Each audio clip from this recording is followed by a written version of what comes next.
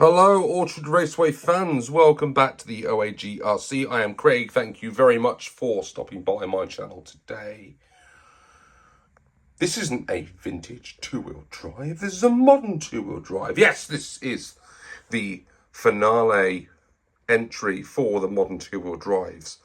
Tamiya DT03. It beat out the competition, and we will see this running up against the winner of our vintage two-wheel drive competitors in the season finale, along with the Mad Bull. But who will be running against it?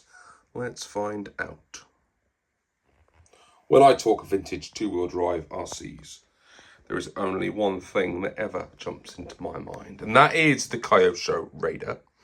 My first ever RC car. This is my rebuild Raider that I put together during lockdown, where I managed to find 2 donor chassis on eBay, strip them back, pull them all apart, find some lovely modern big bore shocks, tweaked the setup of the wheels so I could mount these beautiful re-release tyres and wheels onto them, and I rebuilt myself a Raider runner to take out on the Orchard Raceway and thrash about and thrash around it does. But it is yet to see any real success on the Orchard Raceway. For this season, we've had a little upgrade, and in there, somewhere deep inside there, is a Tamiya motor, which I believe is a torque-tuned motor, but I can't see it.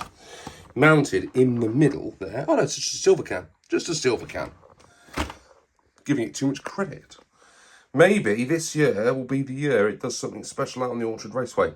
Whatever happens, I love the way this car sounds, I love the way it looks, and I love the way it drives. To me, there's nothing else like it, and I'm so pleased that I have not 1 but 2 in the fleet, and another yet to build. So, who will the Raider be competing against? Now, we go from the Kyosho Raider to what is almost a 1990s race pedigree buggy. This is Project Ham, the hybrid astute Madcap. It started off life as an eBay purchase of a Madcap, which I bought for about £80. And I couldn't believe my luck when I bought this.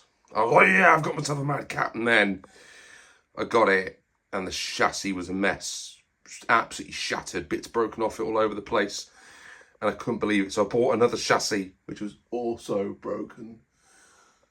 And then my heart broke because I realised what I'd done, and I spent all this money on an RC car that I was never going to be able to run because the Madcap is a bit of a funny RC. And then my buddy Cole from Tamiya Club got in touch and said, "Don't worry, dude, you can turn it into an astute." I went, yeah, okay, whatever. And he was right. You can sort of turn it into an astute. You use the bulkhead at the front. You use the bulkhead and the gearbox at the rear that just comes straight off of your Madcap. You bolt it to, under there, you can't see it, an astute, super astute chassis plate. And you then buy a load of super astute stays and shocks, which cost an arm and a leg. You put some new wheels on it. You have to come up with some sort of cool hybrid-y type steering setup. And if you're like me, you can't quite work out how to put the brace on. So you run it without a brace and hope you don't break anything. Let's see how quickly we can get this one go around the track. It drives really, really nice. It didn't have a good maiden season, but I think now it's in the right class. We might see something special from this season. We have another veteran of the Orchard Raceway. Second place runner-up from 2023. I present to you the Kyosho Ultima. Look at that. A beautiful RC.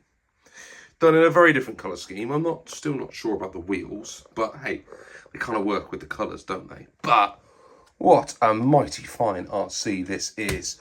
Slipper clutch installed as standard. There is some hop-ups in here, but I can't remember what they are. But it is running a silver can. Beautiful shocks. Absolutely stunning. This thing is geared up beautifully. Kyosho do a really good job of gearing up their vintage re-release RCs. They are something else. And you see that motor's hanging out pretty much all the way back past the wheels there. which gives all the weight at the back end of this car. But actually, it still feels quite weighty at the front end because of this metal chassis that runs front to back, and the stick pack goes right through the middle. Hold on with those lovely Kyosho retro Velcro straps.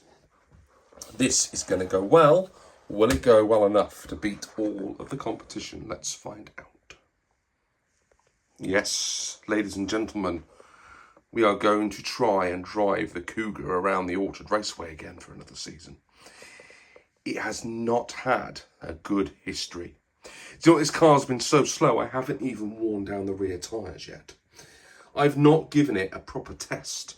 We've had to upgrade things on it before we've even started because things have started to break, like the high-speed gearbox is now in there because I trashed the lay shaft and ripped all the gears off of it, so I've had to put the slipper clutch in.